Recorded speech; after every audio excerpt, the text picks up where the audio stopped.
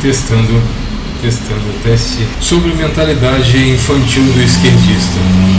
Dan Keeling, em seu livro sobre a síndrome de Peter Pan, já nos alertava para um tipo de mentalidade pueril que, na minha observação, combinava com a mentalidade esquerdista, ou seja, antinatural, uma mentalidade leviana e inconsequente, muito por conta de sua origem inorgânica, quer dizer, feita a partir de um processo longo de doutrinação, vistos que os jovens são pouco seguros quanto ao controle de suas emoções e anseios. Pessoas inseguras tendem a buscar conforto debaixo de uma sombra, apelando para a maioria, para o governo da maioria, né? Então, ou seja, eles precisam se agrupar, né? Para se sentirem amados, benquistos, importantes, mesmo que esse grupo não tenha coesão alguma, sabe? Geralmente não tem. Quando a farinha é pouca, meu pirão primeiro, sabe? Só que isso se revela, nem sempre se revela. O diagnóstico é fácil. Claro que nem Dan Keeling, nem Anne Yelman, nem mesmo Marcelo Bigardi ou qualquer outro escreveram para esquerdistas. Mas não podemos negar as evidências e sinais contidos nos livros de ambos autores. Um exemplo disso se confirma quando observamos a maneira desses idealistas de se portarem no dia a dia da sociedade. A maioria esmagadora não gosta de trabalhar, pois sempre estão insatisfeitos com o salário que recebem. Será que é o que realmente merecem, né? Visto que odeiam respeitar a hierarquia, não só a hierarquia, né? O pacto empregatista. São incapazes de assumir compromissos sérios, tanto no trabalho como com pessoas, com a disciplina, com responsabilidade, com nada. Veja o quanto são irresponsáveis, né? Por isso, isso dialoga com esses livros sobre a síndrome de Peter Pan e a imaturidade esquerdista, né? Que vem a calhar, ou seja, o processo esquerdista é um processo de doença mental. Não é só achismo da minha parte. Estou dizendo isso com provas aqui de psiquiatras mesmo, sabe? Não só doutores da fé, mas doutores da saúde, né?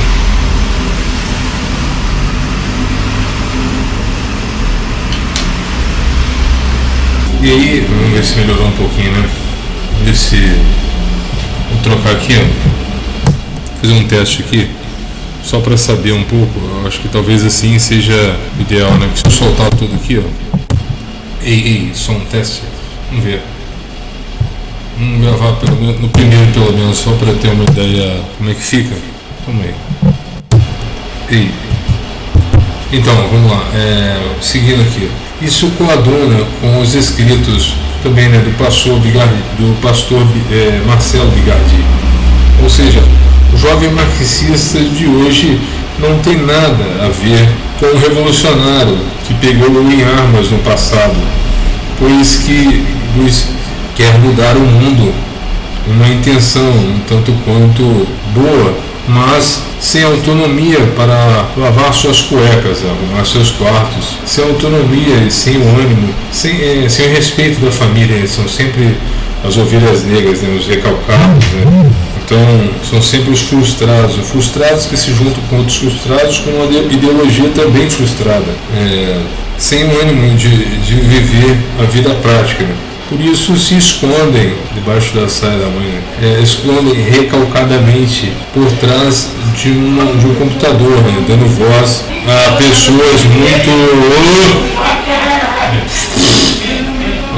a gente muito mal intencionada, que usa sua habilidade, né, muitas vezes, né, de oratória, né, professores teóricos, né, e aí se aproveita dos jovens, né, que usam essas pessoas, esses jovens como massa de manobra, né, como um peão de um tabuleiro como soldado raso, como bucho de canhão, para que seja atingido, enquanto os teóricos covardes fogem. Bem assim, né? Sempre até quase que uma tática militar, né? Assim, a gente joga esses analfabetos funcionais aí na frente, se deu algum BO, eles assumem a culpa por nós, e os teóricos sempre fugindo das responsabilidades, né? Acaba caindo no idiota último mesmo. O comunista, então, é aquele que planeja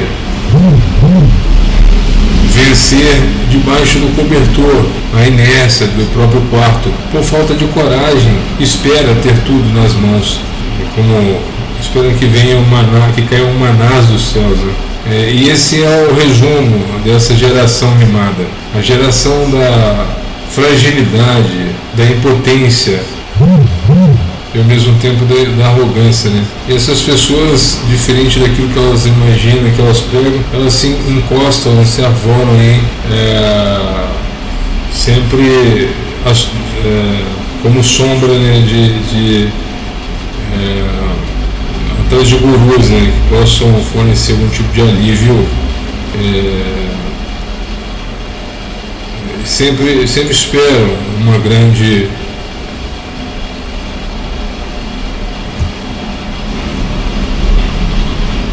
o socialismo dê a eles um lucro sem merecimento, mas historicamente a montanha pariu um rato, né? Tem aquela fábula da montanha que faz estardalhaço e tal, mas que no fundo a montanha acabou parindo um rato.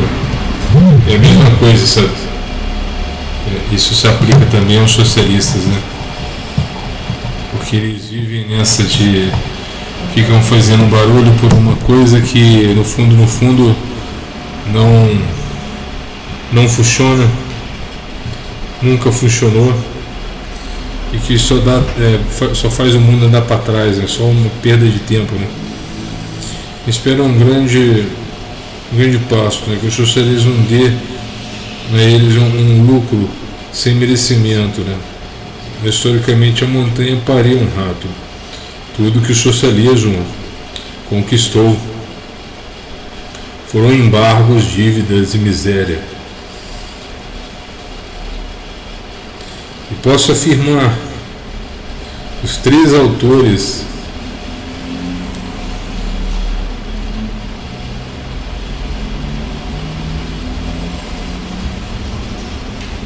reforçaram isso, né? Mesmo sem querer. Mesmo que intuitivamente esses três autores reforçaram isso, os livros. É claro que os livros não falam sobre os marxistas, os livros não falam sobre os jovens vulneráveis, não falam sobre infância tardia, nem síndrome de Peter Pan, assim, sim, falando de síndrome de Peter Pan, de uma forma geral, não direcionada aos esquerdistas, mas basta ver e fazer uma análise comparativa de como se portam os esquerdistas, que dá para achar evidências claras de que eles têm um perfil similar às pessoas que estão perdidas dentro dessa síndrome, né? Seja da imaturidade, né? Da crise de maturidade, seja também da crise da eterna juventude, da síndrome de Peter Pan, etc. Por isso cabe aí uma visão, é por isso esses autores, né? Uma visão não só psicológica, psiquiátrica, mas também teológica a respeito dessas carências aí, e porque não filosófica, né? Isso que esse trabalho continua, ele não se limita a esses três livros.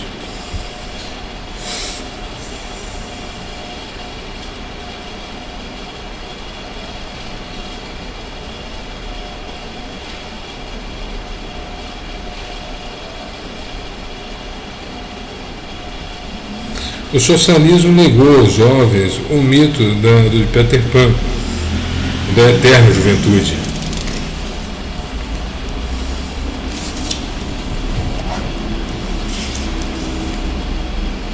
É comum o candidato, a aspirante, a comunista, ter medo da vida e por isso não casam, não assumem compromissos duradouros.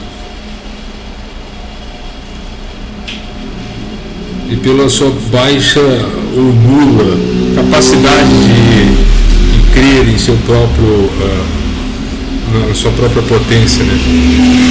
No seu próprio potencial, pois vivem com a mentalidade do século XIX, né?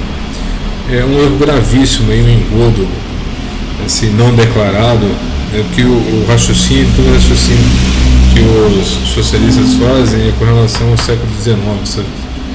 Então eles enganam muito por isso também. Eles cativam essas pessoas com esse raciocínio atrasado do século XIX, sabe? Por isso muitos se perdem e se enganam, né? Por conta disso.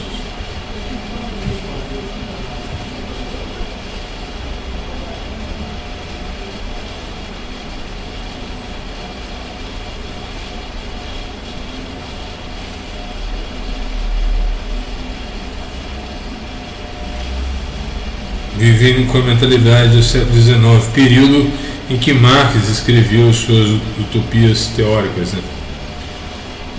Comunistas não produzem, eles apenas criticam, né? Criticam a produção do outro e vão mais além.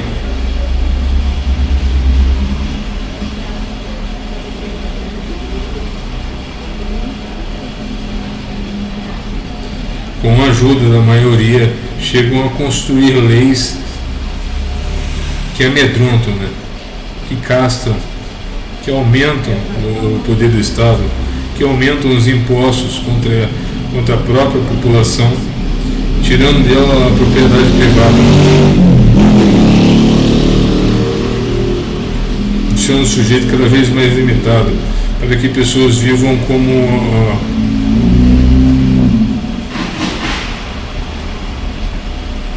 uma metáfora, né? Tem aquela metáfora dos pássaros de Cristo, né? Abre aspas aí. Elas não semeiam sobre as aves, né?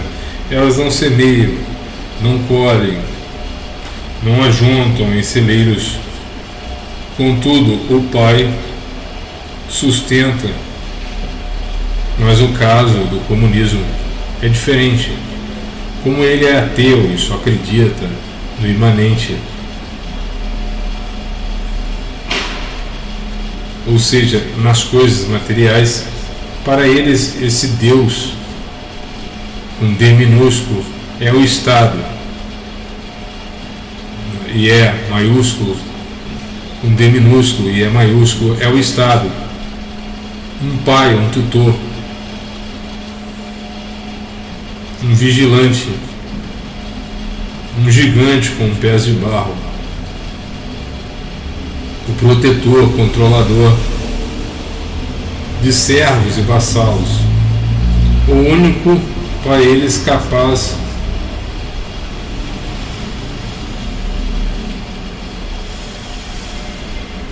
de fazer nascer um homem novo, né? Incapaz de se seduzir com frutos proibidos, diferente de Deus, com D maiúsculo, Deus de Israel, né? Que não trancou seus filhos no cativeiro, mas os expulsou.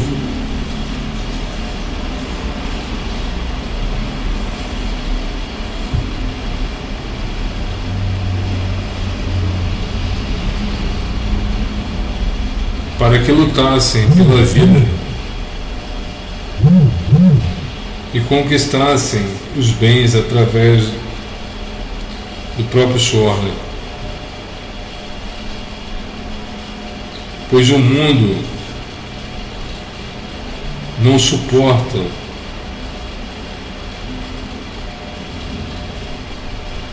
os recalcados, os fracassados, os fracos, mas sente amor pelos fortes.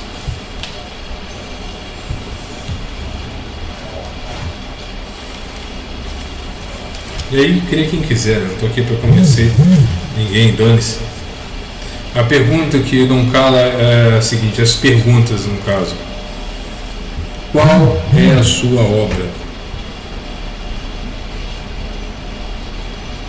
o que tem realmente feito para melhorar a vida das pessoas.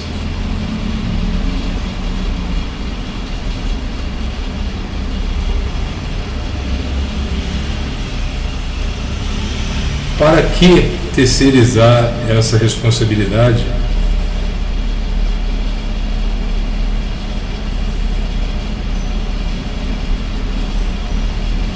E no caso de revolta, ou seja, do Estado se levantar contra você, que defende o Estado, quem poderia te defender do Estado Leviatã? As perguntas aí interessantes. É isso aí, a gente fecha e até mais.